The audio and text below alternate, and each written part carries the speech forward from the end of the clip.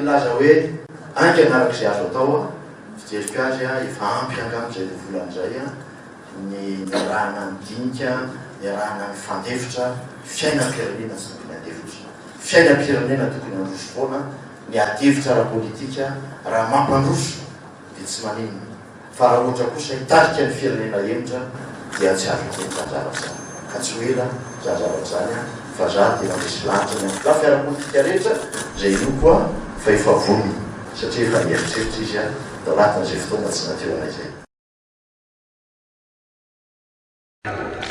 Roa volana latsaky indray androany no nahafloan'ny Rajaonarmampianina. Roa volana nanaovana fianianana nanoloana ny vahoaka hanaja ny lalam-panorenana ny 15 janoary tetsy Mahamasina. Mianina aho fa hanaja sy hitandrona toy ny anak'Andriamaso ny lalam-panorenana.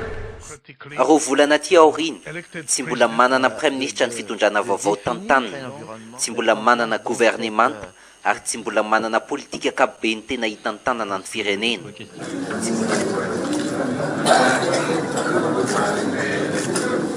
Androany, milaza ny filofa ny adihevitra politika manodidina ny fanendrena izay ho prime-ministra nateraky ny fandikana ny 450 amin'ny lalam-panorenana ny tsakana.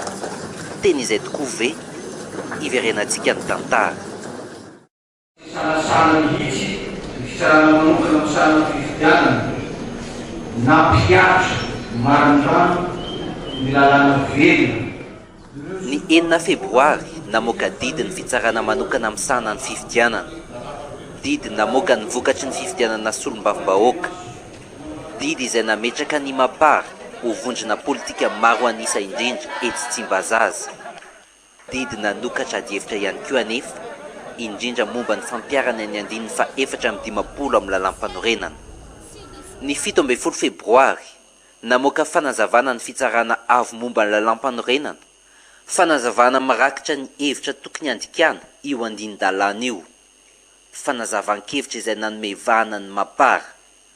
Ny 14 febroary nanolotra ny anaran'ny Haja Resampa ho tendrena prime-ministra ny mapara. Andriamatoa Haja André Resampa. Ny ampitsiny io nanolotra ny Jules Etienne koa ny plateforme pour la majorité présidentielle na ny PMP. Teo anatrehan'izay raha toka fanendrena izay ho tompontrano vaovao etsy Mahazoarivo no nandrasany maro. Fandravana ny fitsarana avo momba lalam-panorenana no nasetry ny filohan'ny Repoblika vaovao.